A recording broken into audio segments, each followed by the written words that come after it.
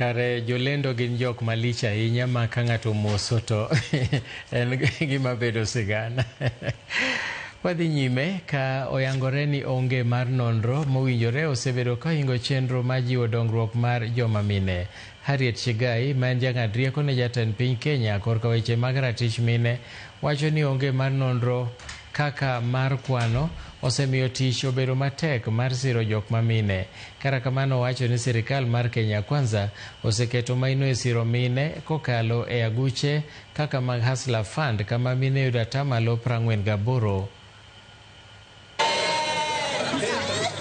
Across Africa, progress is underway.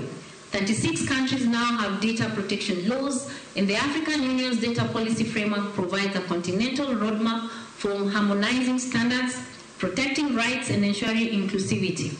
By embedding strong governance, we can guarantee that gender data not only exists, but that it's trusted, safeguarded, and used to drive meaningful change.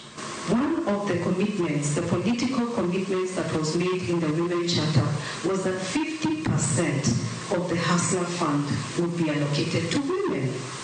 And that's powerful because financing makes the world go round. And women getting 50% of the Hustler Fund would actually be economic empowerment, what Nomantla was talking about in South Africa. So I asked her, have we achieved this 50%? Where are we?